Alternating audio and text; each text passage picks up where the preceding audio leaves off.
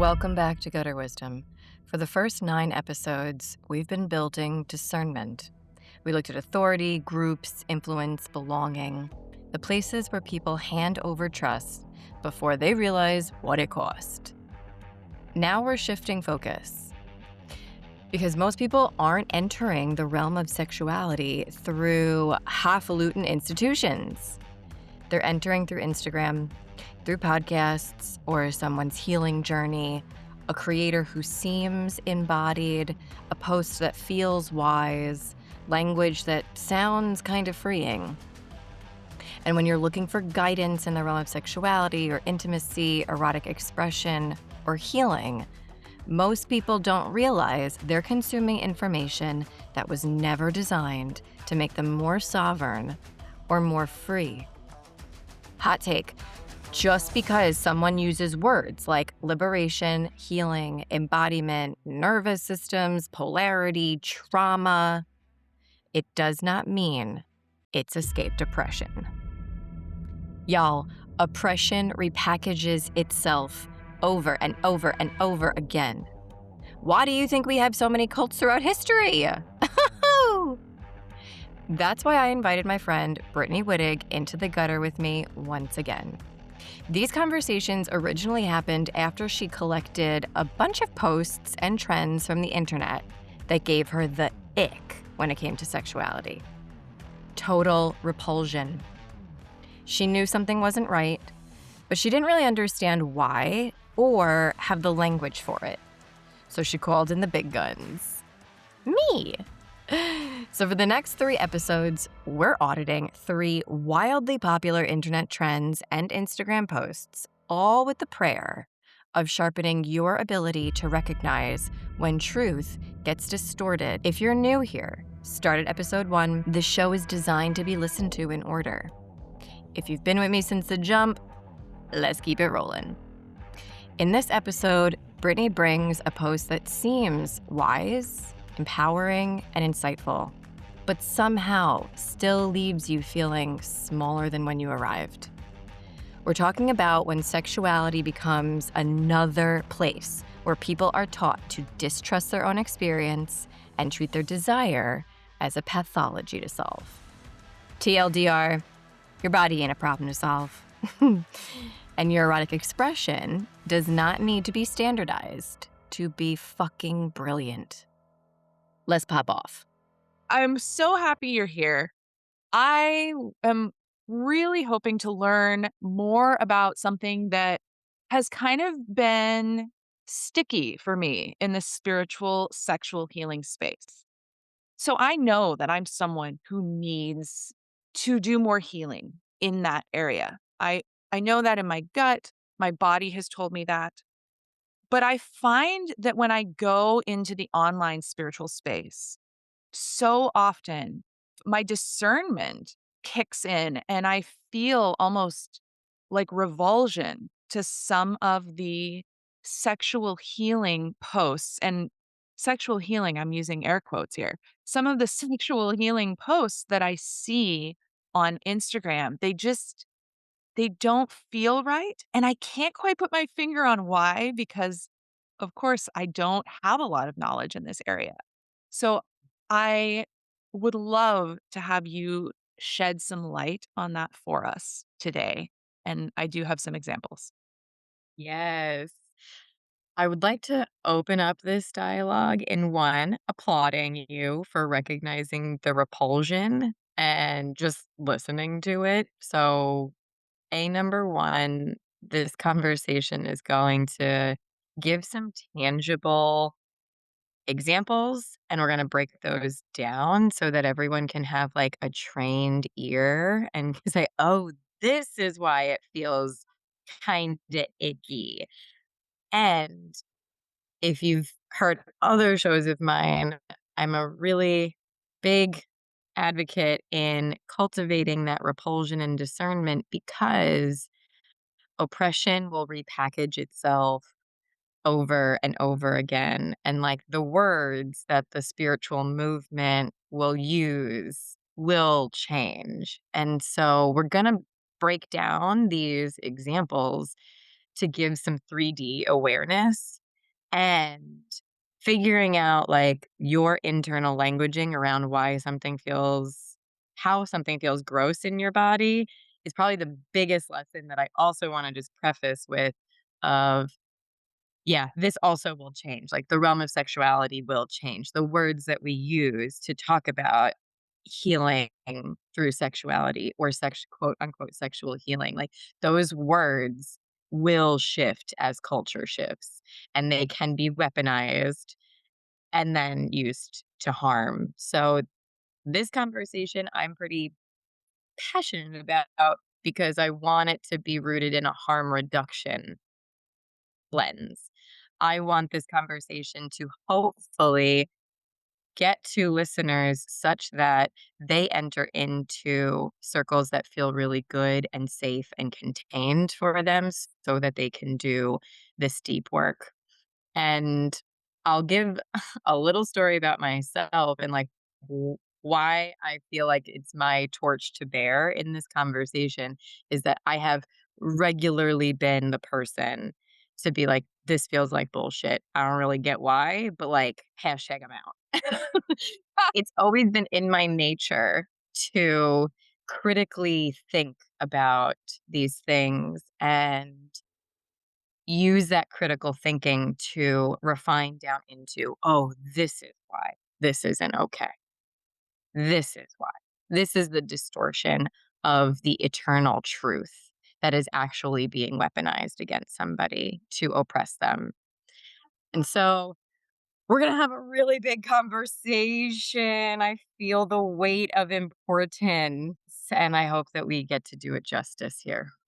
Oh, okay. I'm so grateful that we're going to do this and that you're here to do this. So, I think I'll just start by sharing an example of something that I've seen that felt immediately bad. And I have some idea about why it felt bad, but it's surprising to me how, like, yeah, repulsed I felt by this language. So I saw a post that said, your orgasm is a mini version of you. And then there was explanation about if you orgasm this way, this is how you are in life. And for me, immediately that was like I'm making like a a moving backwards motion. Immediately it was like, ugh. And it's interesting because I think some of that for me, there's multiple things going on here. Since I had cancer and went through radiation treatment in my pelvic area, I don't orgasm the way that I used to. And there was this immediate like, wait, so because I survived cancer, like I now am forever defective because my orgasm is different than it used to be. This was like an immediate like, ew, that doesn't resonate at all. And I know that there are a million reasons why people, especially women, may find orgasm challenging. Yeah. So what do you think about that? Okay, so I want to first honor your recognition that your life circumstances shifted your sexual expression. And what this post has said is that something about your lived experiences and how your sex now expresses is wronged. The word that I use is pathologized. So, this entire post that goes through if you come too fast, then you aren't willing to go deep, or if, right, there was just like a bunch of these examples of pathologizing someone's sexual expression.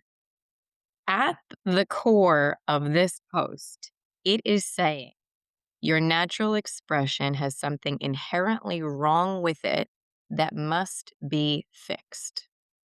Something about your natural expression must be fixed. Right. Yeah. I got chills because this doesn't just happen in erotic energy spaces or sexual spaces. This narrative of pathologizing your natural expression is all over the New Age spiritual movement. Yes. And it is nothing short of a very similar movement like Big Pharma does, where Big Pharma says, there is something wrong with you and you have to fix it. And hashtag, we have a pill for that, Yeah. right? So, so I want us just noticing that whatever message is coming at you saying, are they saying that something is wrong with me?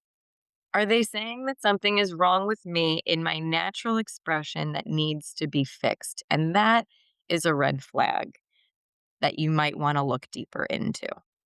Mm. The piece that's distorted, and I use the words ripe and unripe. And so there's part of this that I can feel, oh, this is the eternal truth that maybe they touched into in their own sexual expression, but it hasn't fully ripened on their own vine yet. And this is the narrative that's coming out right now. So I have a phrase on my website that how you sex is how you live, and how you live is how you sex, right? The underneath of that, like when you read what's actually on my website, I'm talking about, are you living in coherency? Do you speak your truth? Do you uh, authentically go after your desires? Do you courageously step forward into unknown terrains? And so, if you do those things in your sexual expression, then usually what's happening is you're being taught how to do that in all of creation, in all of your life's journey. Yeah. That is what is being really distorted here. And it's saying, and I want to take also like a little bit of a pause. What I notice happen, especially in the realm of sexuality, is someone has an experience that leads them to a truth for themselves. Oh, how I orgasm just revealed something about how I am in all of life. And I want to then shift that. I want to be deeper with my orgasm. And what happens is then they turn their subjective experiencing into this broad brush eternal truth. And they will interpolate and then project their experience onto everybody else's experience. Mm. My sense is that's exactly what happened with this person. This person had one revelatory moment and then interpolated that revelatory moment into every other kind of expression of orgasm and said, then this must be the eternal truth that is happening across the board for everybody. Yeah. Eh, no. Nope. Right. And I feel like in what you just said, that's just wisdom that goes across the board. I hope anyone listening that has a spiritual platform is listening to this, because that doesn't just apply to sexual experience. People do that all the time with their individual experience in the spiritual new age world. Yeah. What really taught me this was in all of my work with clients, when I had one client desire and seek to experience something maybe in the BDSM or kink world, they had a revelation around what that was revealing to them. That authentic expression was here to reveal something deeper about what was going on the inside. But if I said that everyone who desires to be pegged has this as a core wound, and then pegging, right, automatically means this is what you're healing on the inside, it would be wildly inaccurate. Mm. And so the vast experience that I've had between, and especially when you go into these darker realms of eroticism, there is, I would say, in my first venture into this work, there was a desire that I had to understand, like, okay, what is actually happening here? I feel the depth of this experience and to encapsulate it and make it neat and tidy so that I understood it. And the truth is, every time I got smacked with a very different reality from the people that I was working with, it's like there is no neat and tidy. There is just surrendering to what is being revealed to you. The eternal truth, though, is that your eroticism will reveal something to you. You just have no fucking clue what it's going to be. Oh, that's so powerful. I love that, and it's so true. I think that's, like, the lesson that every seeker hopefully eventually learns is that, yeah, there is no neat and tidy. There is no there's not you're not gonna be able to put these things into a clean little box, when it comes to spiritual understanding, it's mostly what you don't know. Knowing what you don't know is a big part of it. Yeah. At this root with this post is a real desire to understand something, which comes from, understandably, our academic intellectualization of all things mental health, all things healing, right? Yeah.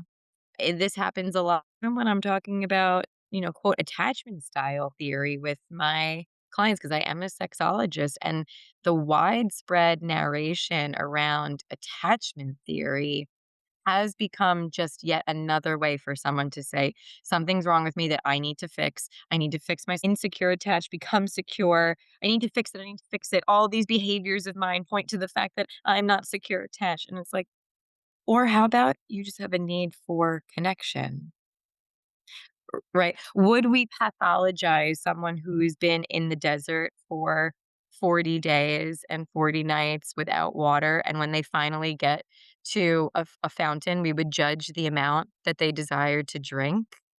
Right. No, Wow. right? We would never be like, oh, you're not secure enough. You should be able to figure out how much water you should be drinking. You should be able to curb that desire. It's like there's something wrong with you. It's insane what we have done to people. And it is insane when you look at it through the lens of being thirsty and finally being given water. You would never call that insane. But here we are talking about human connection through that very similar lens. Yes. So stop pathologizing yourself. There's nothing wrong with anything in your sexual expression. Trust that it will reveal something to you, but you have no idea what it's going to reveal for you or for somebody else. Wow. Oh my gosh. Already I feel like my mind is blown because that shifts that shifts so much for me, like, already.